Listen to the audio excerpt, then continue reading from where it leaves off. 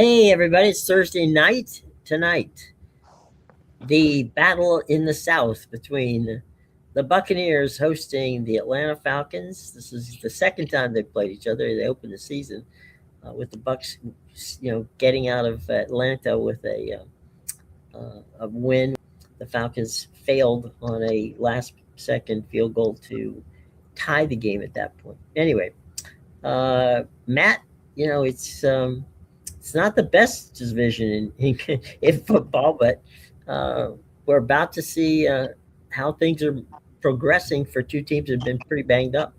hmm Yeah, the Buccaneers have done a lot more, or they did a lot more early in the season Hmm. in terms of being able to squeak out some wins. So optically, they feel like they're in a better position. After they've kind of taken a little bit of a downturn Hmm. following all of the injuries they've faced. The Falcons, on the other hand, have I think imploded feels like a very fitting word. Like it's not Okay. an exaggeration to call it an implosion based on Hmm. what's happened. If I remember correctly, I think the stat is something along the lines of Raheem Morris either has the worst or one of the worst winning percentages by a head coach of all time. That is Um, correct, sir. so he like his job. I'm not sure if In Jeopardy does it justice Hmm. for what it is. I mean, I've been sitting here brainstorming. So I've been thinking about I I wanted to write about it. I just didn't know I don't want to call for the guy's job, but Right. at this point it feels like really the only path that Atlanta has to go down because what they've done is they've shown no fight. There's been no fight out of this team. Hmm. They've had injuries, yes. Michael Penix has been out, but even prior to Michael Penix and Drake London going out for their extended period of times, extended periods of time that they've been out, they didn't have a lot of fight in them before that happened, and now they have really just flat out given up. This is a game that Tampa Bay, quite frankly, if they don't win, it Hmm. should feel like a bit of a failure, because this is a Falcons team that's given up, and for Tampa Bay, this is a game that you're getting more healthy as we enter the really home stretch of the season, Right. and they need this one if they're going to walk away with this division at the Hmm. end because somebody does have to win the NFC South. Right. It's the mind-boggling number for me uh, is that the Buccaneers this season have had 9 starters on offense injured. hmm Now, obviously, that's not the injuries have been way different in scale, but you got an 11-person offensive team, and 9 of them have been banged up or hurt to the point where they couldn't play. Um, it's a wonder that they can field the team at that point. Uh, hmm so yeah, they're getting healthy. Tristan Wirth may or may not be back tonight. Mike Evans will be, which is a big help. Emeka Abuka needs some help on that receiver core. Kate Otten is getting better. Who's the tight end? So they're playing it at home. They're playing in their creamsicle outfits, which goes all the way back to when I started covering. So, well, it's theirs to take. And if you're going to win the division, Baker Mayfield said this yesterday at a press conference, it's up to us to go win the division. It's not for us to, sit here and whine about how many people got hurt or what we're not doing right or whatever it is. Whatever it is has to be straightened out and we have to win. Because bottom line, if we win out or we take 3 out of 4, we're going to win. So we'll see from that. And ironically, is Carolina this week? I think it's the Saints. hmm And Dave Canales has done an amazing job at Carolina. He has. Hmm. I overperformed. I really don't know if you can say enough about what they have done. Um, they've won some games in some strange fashions, Hmm. but they again we go back to what Tampa Bay did to start the year and Right. why they're really still in the lead of the NFC South is because they found ways to win early in the season. Well, now the Panthers are finding ways to win late in the season. Right. Um, I think when you look at the two teams and the talent rosters, Hmm. there's a pretty good understanding that Tampa Bay is a better football team. Like they were expected Hmm. to win some of those games. Right.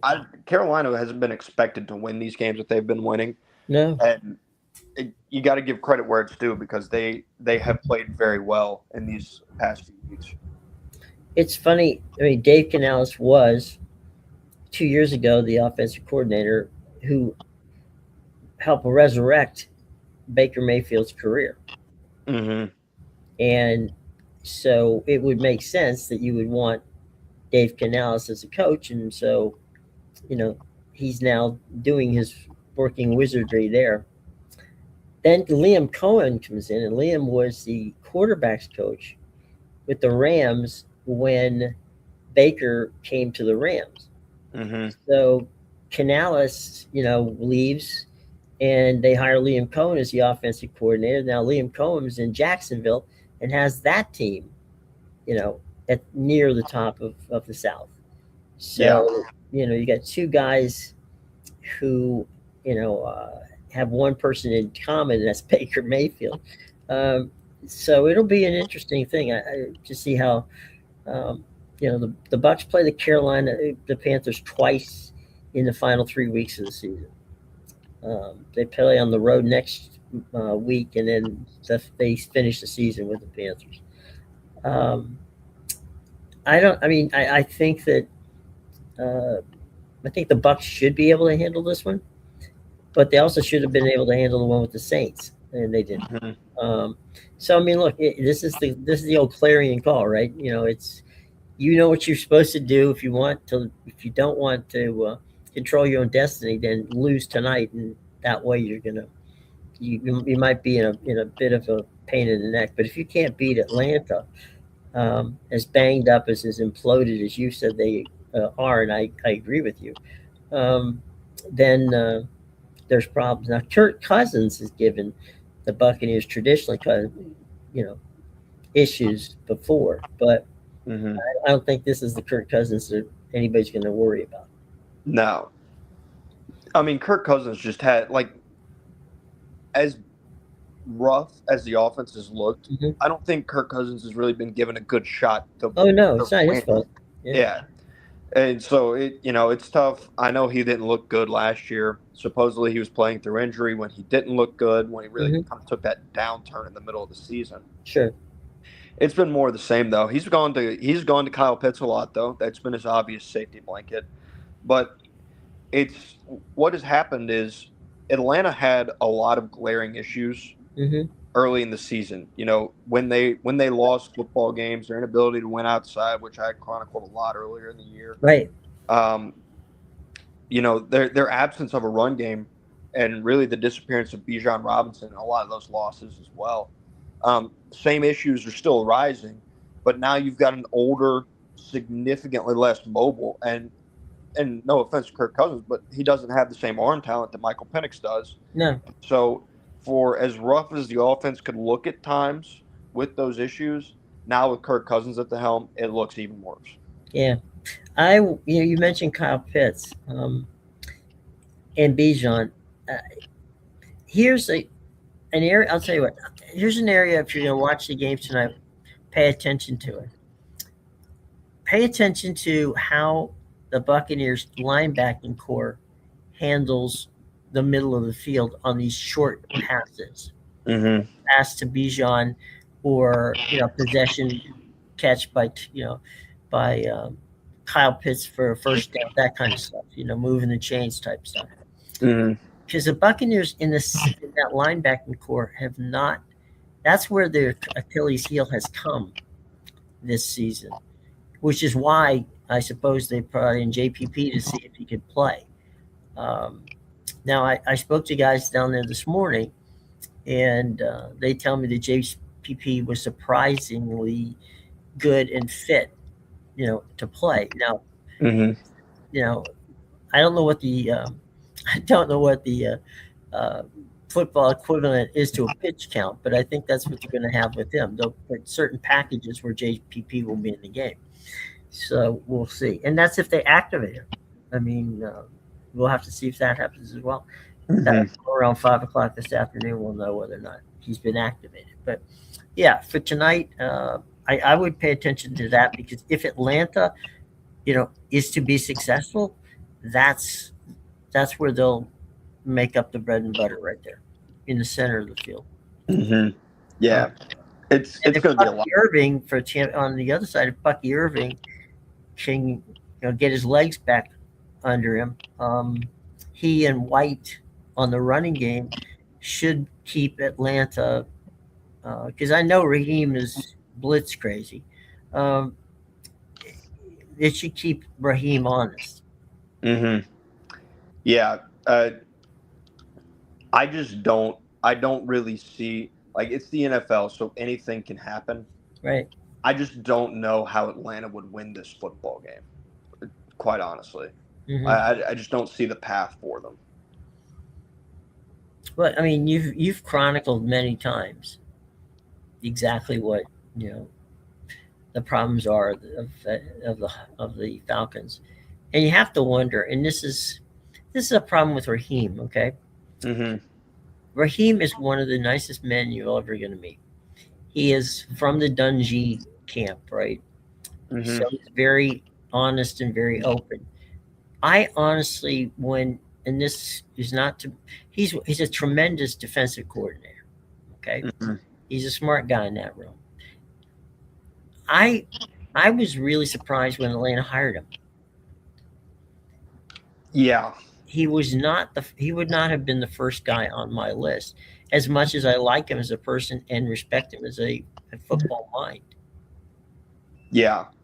I mean, you look at the list of some of the guys that Atlanta had interviewed Hmm. back when they were going through that process, and Hmm. you look at it, you go, like, man, like they had Ben Johnson in the building. That was one of the guys they had. They They had let him out of Vrabel. town. Yeah, they had Vrabel in the building for an interview. Like there's a bunch of guys right now who are having a lot of success at other places. Meanwhile, Atlanta's faltering with Raheem Morris at the helm.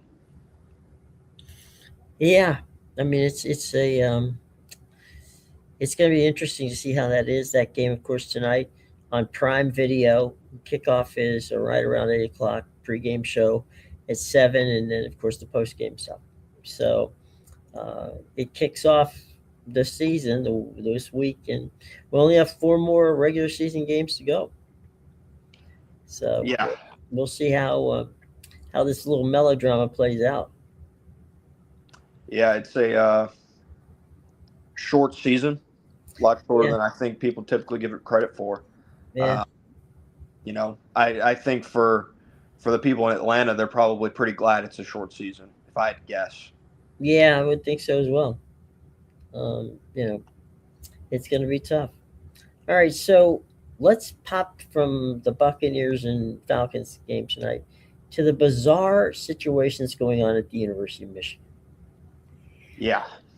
Uh, I mean, it's we don't know what we don't know, and so I'm not going to speculate on anything because I don't know. Hmm. Reports have been very sketchy as to what happened. All we know is that Sharon is not coaching in Michigan anymore, Hmm. Yeah. and that interestingly enough puts a very crazy spin on the coaching carousel as to who will be the next football coach in Ann Arbor. Hmm. And like it, dislike it, whatever, you know, anybody will tell you. That's probably the fifth. I mean, it's a top five job. Yeah. Yeah. One of the best jobs in Yeah, football. you the amount of money that they can accumulate in 10 minutes is phenomenal. Hmm. Um, and the big house is the big house. It win, lose, or whatever that play, they pretty much sell it out. So Hmm. it is a great it's a great gig. Now, who's going to get that gig? I have no idea. But Hmm. I I do know that the people at Michigan are far more advanced in how they do things than what happened at Penn State. So I don't think that's going to take a long time. I think right now they're going to have to figure out who is the guy they want and how do we get him over here. Hmm. Yeah. So the reporting is that Sharon Moore is fired for cause. Right. So he loses $13 million. So he's fired for cause for a relationship with a staffer. Mm-hmm. Certain details about that relationship are out there. If Mm-hmm. you choose to go look them up, obviously there's nothing that's going to stop you from that. But I personally won't share them. I won't have them come out of my own mouth. At least is what I'll say. I agree. Um, That's why I didn't say anything. I mean, if yeah. you know, the last thing we want to do is, he's presumed innocent until proven guilty. Hmm. Uh, and we don't know what the police report was about. We don't know who the staffer is. There's been speculation as to who the staffer was. Hmm. Who it may very well be. I don't know. Yeah. But at the end of the day, I, like you, feel it's best to shut up when I don't know anything than to speculate on something that has such an impact on so many lives. Hmm. When Yeah. a coach gets fired, the head coach gets fired, everybody on that staff, and there's a big one in Michigan, we're talking probably 40, 50 people that are on his staff, their jobs all automatically become very, very, you know, very, very, very curious. You don't know how it's going to end. And am I going to stay? Am I going to go? Who's the new coach? What is he going to want? Blah, blah, blah, blah, blah. Onward and onward and onward. So I make it a point never to your point, and I agree with it, and I support it wholeheartedly. I'm never going to ask for a coach's job. That's not my job. Hmm. Okay. I will be happy to point out where I think they made mistakes. Hmm. I'll be happy to say I was disappointed in perhaps, what they did. But no, Hmm. it's not for me to do it. It's not for fans to do it. It's not for anybody but the people that own, the franchise to do it. Or Yeah. in this case, who run the university to do it. Hmm. So I'm curious just to see. I wouldn't be surprised to see them go out like they did with Jim Harbaugh and land a former NFL coach or someone with a name that they're not going to. I'm surprised. I'll say this. I would be surprised if they hired a coordinator. Yeah. So this this opening has been rumored. It's been sitting on the back burner for Yeah, probably it's been there for a while. probably the better part of a month now. The one guy that's came up in talks about it seemingly most frequently, has a playoff game next Friday Hmm. in Norman, Oklahoma. Hmm. So there is that to watch. I think that's interesting because he's been linked there well before. This was back when the Penn State stuff was coming up. Hmm. There was a lot of people that are like he's not going to Penn State most likely, but if he does leave, there's another place that isn't open right now. That was Hmm. kind of the messaging. Just going back to the situation itself. And this is complete dishonesty and failure from this Michigan athletic department. Hmm. Um, Athletic director Ward Manuel knew exactly what was going on for a while. This is not something that's been. This is like the worst kept secret in college Right. football throughout this entire season. You can date back to the spring when there was public knowledge about it from people around that university. Now they do have to conduct an investigation in order to be able to fire for cause. So I understand that can take some time. Sure. They knew about this, and I believe they had evidence before Ohio State. They knew about this and had evidence prior to National Signing Day. They held off because there was a chance that Sharon Moore beat Ohio State in the Big House, and if he did beat Ohio State in the Big House, if I remember correctly, I believe they would have been playing for a Big Ten title game, They would and have, they yeah. also would have been in the college football playoffs. They Correct. didn't fire him then. There was a reason they didn't fire him then. They didn't fire him before National Signing Day because they didn't want to risk that recruiting class that they brought in. I mean, they even flipped some guys. Like it's complete and utter dishonesty from this university in terms of they prioritize the success of the football team over the integrity of the football program as a whole. It seems pretty cut and dry on that aspect of things. And for Ward Manuel himself, I said it's not my job to talk about whether or not a coach should be fired. I am Mhm. going to call for Ward Manuel's job. There have been scandal after scandal spanning multiple sports in that Mhm. athletic department since Ward Manuel has been the athletic director there, Yeah. and he has not had to answer for any of it. When will enough be enough? You know, Michigan people, they talk about being a Michigan man and what Right. it means, and like the integrity that comes with. And I don't know. He's hired a lot of non-Michigan men there, and they've gotten a Mhm. lot away with a lot before it got uncovered under his watch. It may be time for Michigan to move on in terms of the athletic director position as well, because the things that have gone on there have Mhm. been unacceptable. Whether you go for a staffer in Matt Weiss, who was under FBI investigation and held a position at the University of Michigan on their on their coaching staff. There's been staffers that have been caught in, there's YouTubers out there that do these quote unquote pedophile stings, Yeah. and he got caught trying to meet up with what he believed to be a 13 or 14-year-old in an attempt to buy alcohol to meet them. There's that. You have the sign stealing scandal, and that's just in football. There's more in other sports that I have not done my due research on, so I don't care to Look at the comment on them. basketball team. Yeah, yeah. So there's so much bad that's gone on in Michigan. At a certain point, when is enough enough in your athletic department to say, hey, we have a problem at the leadership level in our athletic department, the way that Michigan does. Absolutely. Um, it's it really does boggle the mind that what's going on here.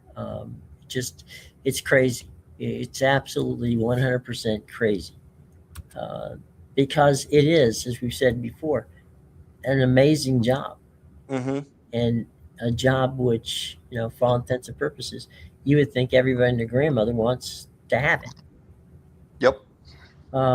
But you know, if you want to ask somebody, ask Rich Rod. He'll tell you that sometimes these things don't work out the way you hope they work out. Yeah. I and it just feels like it feels unfair to the Hmm. players that signed. To be honest with you, it feels a little bit unfair to the players that were there. Like Sharon Moore, the reason he got this head coaching job wasn't because Sharon Moore was a fantastic coach. The point was been made. It, if Sharon Moore had just gotten fired, like that was Right. it. It was purely performance based. They pay him his buyout. There's no firing for cause or anything. Who is running to go interview Sharon Moore to be their head coach? Oh, he's toast. Yeah, He's not going to have another coaching job. yeah. I'm saying if all that stuff was aside, like if Sharon Moore had just gotten fired for not producing the results that Michigan deemed acceptable, and that was it, and he got his buyout and everything like that, and there's no other noise surrounding it, he still wouldn't have gotten a head coaching interview at any legitimate program that like stacks up with Michigan. It wouldn't have happened if he was on the open market when Michigan hired him. Right. He was a guy that was put in place to essentially bear the brunt of those sanctions. And it seems like the second, like it feels like they were sitting on this, waiting on him to give them the results to where they could fire for cause. Like they waited on this intentionally. It's a bad look for the program. There's no other way. It's a bad look for the university. It's a bad look for the football program as a Hmm. whole. I don't think there's any two ways around that. And I say all that, and they're still probably going to land a guy that makes you go, "Whoa." Well, I mean, the my guess is that the powers that be at Michigan, because that they know what you're talking about right now. They know that this was a secret that very few people could keep. Mm-hmm. And so I think that Michigan is going to take a long, hard look at how we're doing this from now on, right? I, Mm-hmm. I think Michigan's forward thinking. They realize that, like Rob Higgins, the CEO at USF, and Kubiak and all the other people around, uh, who are professional football guys, that in essence they don't need an athletic director anymore. They need a general manager. Mm-hmm. And I think that that may be the way they go, is get the general manager and then put a new coach in place. Mm-hmm. Because as quickly as they want to win, and believe me, they do, um, and what happened at Ohio State, that they had they had their number for a while, then Ohio State came back and beat them. Um, I think they want to get it right, and the Harbaugh thing. I mean, let's face it, Jimmy was in trouble, when he was there. Mm-hmm. It Yeah. was one part of the reason he got out of there. Mm-hmm. I think people tend to forget that prior to when the alleged sign stealing began, Hmm. Jim Harbaugh's hot seat was like boiling, Yeah. like Earth's core hot, kind of a hot Hmm. seat that he had. And then, they had a magical turnaround starting in 2021, Hmm. um, and they went on that run. Hmm. Prior to that, Jim Harbaugh wasn't doing very well, but he has like even if they wanted to go back and hire him, he has a 10-year show clause. Like he can't coach for 10 years Right. at the college level, so that's not an option for them. I do want to revisit that Kalen DeBoer discussion Hmm. because if he were to leave Alabama, that obviously leaves that job open. It's obviously a very hot commodity job. Hmm. And I just think it would be funny because I think you and I both know this was in the realm of possibility Hmm. that if that Alabama job opens up, how quickly does LSU turn into Ole Miss for Lane Kiffin as just another stop before he's on the next flight to Tuscaloosa, Alabama? I would time it with an egg timer. Um, you know, he's the kind of guy. Kiffin would have a recruiting class and not coach a single down in Baton Rouge. Mm-hmm. It's yeah. I think that would be. You know, I don't know if you remember, but uh, back in the day, as a saying goes, we had a situation where Lou Holtz signed a deal with Minnesota to coach the Minnesota Gophers. Mm-hmm. In his contract, he had one school named, that was Notre Dame, and if if he received a job offer from Notre Dame, he could leave Minnesota, and they would not have to pay him a stipend, you know situation of getting out of the contract deal. There'd be no Mm-hmm. money being exchanged hands. He just wanted a clean path to Notre Dame if Notre Dame ever asked him. Mm-hmm. So when Notre Dame asked him, he was there. But that was, in fairness, that was transparent. He literally had it written in the contract. Mm-hmm. So you can't argue with that situation. Um, I don't know what would happen. I keep wondering, why would you fire Kalen DeBoer?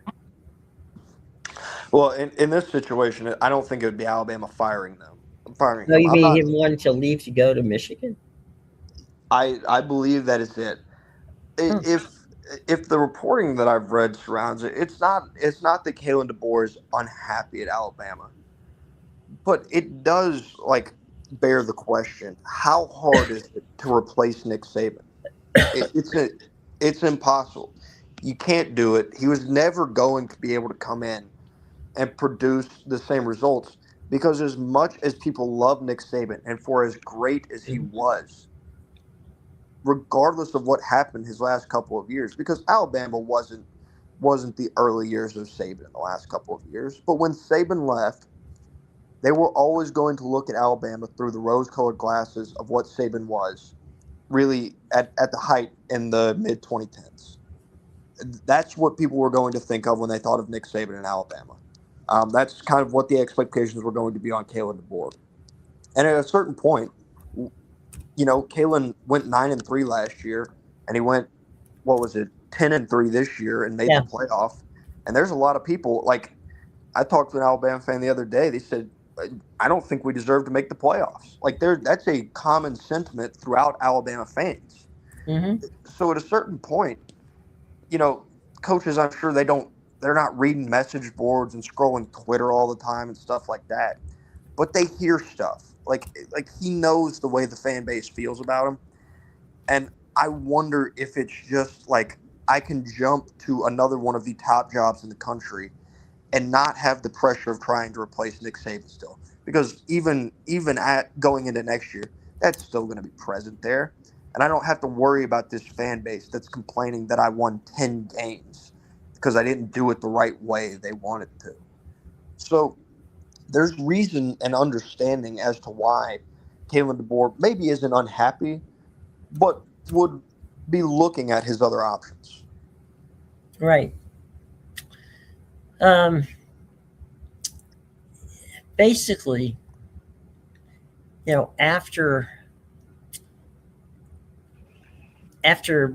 you talk about Alabama and following after a an icon in Saban, people forget that when Bear Bryant retired, they went to Bill Curry.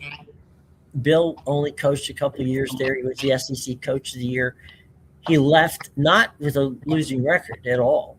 Uh, he left with tensions coming from the boosters. The boosters basically ran him out of town. Gene Stallings came in 1990, won the 1992 national championship game, and at the end of the never had a losing season, by the way, and he was bounced. Mike DuBose came in. That was a 3-year deal. Won the SEC championship in 1999, and again, controversy on that one to get him out. Dennis Francone was only 1 year. He was he left for Texas A&M after NCAA sanctions at Michigan. I'm sorry, at Alabama. So, the point being, it took a lot of people to replace Bear Bryant. It's not, you know, it's expectations beyond necessarily reality. If your expectations are that you're going to win a national championship every year and you don't win it every year, then I mean, hell, they both, as you said, they made the playoffs, and and this is Kalen DeBoer's only third year coming into it. So I don't know what more they want, but it's nuts. It's totally nuts. We got to get wrapping up here in a couple of minutes here, bud. Mm-hmm. There was one thing I wanted as a Boston Red Sox fan. I went out and I did go and ask some friends of mine, who were in the Boston area, if they had any clue as to what the deal was that was offered to Pete Alonso. Mm-hmm. And I got this. It was 3 years, $75 million. Which respectable deal. But when you're facing 5 for 155, that's just not even going to get close to done. Which the reporting that had been done early was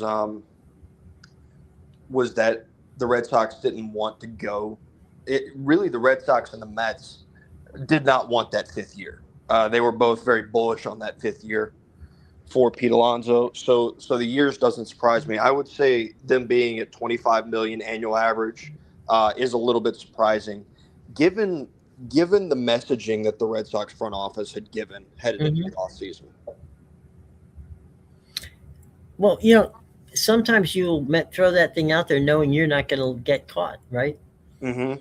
You know he doesn't want 3 years, but you offer him three. Mm-hmm. You know he doesn't want 3 years and offers him four. Mm-hmm. It's Okay. to be honest with you, I guess they were just banking on the same situation as Alex Bregman last year, because Okay. Alex Bregman wasn't a free agent the Red Sox signed Right. because they went out and they were super aggressive and they had the best offer on the table, this, that, and the other. Alex Bregman was a Boston Red Sox because his market didn't materialize the way they thought it would last offseason. Hmm. And Boston offered him a high AAV with Right. opt outs so that essentially Bregman could come to Boston, prove it, and then do exactly what he did this year try to hit the open market and get the money that he felt he's worth. Now, Mm-hmm. right now, luckily enough for Boston, Bregman's market once again is not materializing. Right. But if it does materialize, I'm not sure they're going to be willing to go out and pay the guy who really is one of I would put him in the top three in terms of importance to the Red Sox success last year. Well, I know that the same people I talked to about, Pete signing with, you know, his signing with the Orioles. Um, we're talking about he had genuine interest in the Red Sox. Um, Evidently, that was not mutually felt from the standpoint of what you want and what you get. I'll be honest with you. Um, I think 5 years, 150 for Pete Alonso, if you're the Red Sox, isn't a bad deal. Um, because you put somebody there that can hit the home runs, gives you a credibility factor of saying, okay, well, we're trying, right? So sometimes you extend a contract not because you necessarily believe the guy's going to be worth that for that many years, right? It's what is he going to help me now on two fronts? Is he going to help me win, and is he going to help me put fans in the stands? Yeah, and he would have done both those things. You're not getting you're going to have to go above a some. You're going to have to be in the neighborhood of a $30 million annual average if you're going to get a guy who's going to hit roughly 35 home runs a year, which Right. is what Pete Alonso was going to do. He was a ballpark fit. He was a positional fit because they still don't know a lot about Tristan Casas, Mm-hmm. and ultimately they just chose not to go after him really aggressively. I don't know Well, what their pivot he is. should have been a clubhouse fit. Mm-hmm. Yeah, I don't know what their pivot is because they've set the cap of 264 million on Mm-hmm. themselves, which is that second luxury tax threshold. Um, that kind of constrains the way they need to do things because they set their needs it very plainly out in the open. They Mm-hmm. said they needed two bats. They said they needed power in the middle of that lineup, and they said Mm-hmm. they needed a starting pitcher. Well, so far they've traded for Sonny Gray, who's not your second starting pitcher, um, No, at least by my view. he's a number And three. yeah, If he's the that. number three. So far you've signed none of those people, and you don't have all that much room to work with in that 264 self-imposed limit. Sonny Gray's an arm. He'll give you innings, Mm-hmm. but he's not the guy who's going to take you over the top. No, he's not. And I say that respectfully, because those kind of guys, the Sonny Grays of the world, who Mm-hmm. make a decent wage and stay in the league for a long time, do Mm-hmm. so because that's what they do. Yeah. The expectation is not that Sonny Gray's going to win you a world championship. The expectation is when you need an arm to come in there and give you innings, he'll eat up 6, 7 innings for you. Mm-hmm. Yep. He absolutely will.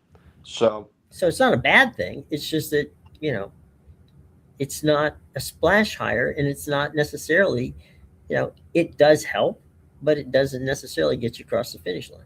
yeah, I think the strongest messaging that came after the Pete Alonso signing, at least from my view. I mean, Red Sox Mhm. Twitter has pretty much just burned the app to the ground. Right. Um, it's not the end of the world that the Red Sox did not sign Pete Alonso. They Mhm. still have ways they can fill their needs in the market and through trades. But boy, it really seems to narrow the path, especially when he goes to a division rival. Yeah. Um, we got to get you out of here quick. One last thing. Um, Cody Bellinger, is he the guy? Uh, I would guess that Cody Bellinger is a New York Yankee here pretty soon. A resign. Mm-hmm. Yeah. He seems to be the guy that they want and are willing to bring back. Okay. Because I would have thought he also would have been a good fit in Boston. Well, Bellinger, he possesses some of the power, but he's a lefty. Uh-huh. Red Sox already have a pretty Okay. lefty laden lineup, Right. and they also have a surplus of outfielders, which that's really where they're exploring Right. their highest value trades.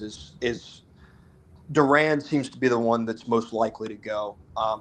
if he is going, and if it's not Duran, it would most likely be Willie Abreu. Okay. All right. Well, there you go, boys and girls. All right. Any final thoughts before we get out of here on a lovely Thursday afternoon? Yeah, maybe get into it a little bit more tomorrow. I know there's a lot of football that we're gonna have to get to. I put out an article on Sports Talk Georgia regarding this year's Heisman Mm-hmm. and the way I view it as almost really a make or break year in Mm-hmm. terms of the public perception of the award, Mm-hmm. in reference to how those two Big Ten quarterbacks that are up for the award don't really fit the outstanding criteria that the Heisman Trophy outlines in its definition. Okay, we'll touch base with that. By the way, one thing I also want to get your opinion on tomorrow because we're going to have a lot of fun stuff to talk about. Not a lot of college football to talk about, but Mm-hmm. anyway, and that is Rick Neuheisel's proposal to move a number of the bowl games to week 0 and move forward that way, and then still have some bowl, have the Year 6 bowls and some of the bowl games, afterwards. But that if you had 6 or 7 week 0 bowl games that pit, top flight teams against each other, that might be a new way to go. Mm-hmm. Yeah, So no, that's we'll dive into that tomorrow when we have more time. But yep. Definitely, I think that's a topic worth talking about. Mm-hmm. Absolutely. So, all right, everybody. Thank you so much for joining us this afternoon. We're going to get moving along, and we will see you tomorrow around. Actually, we'll see you tomorrow at noon or 1. I will put it out on Twitter what that's going to be. We'll figure that out and get it to you as soon as possible. Okay. Take care, everybody.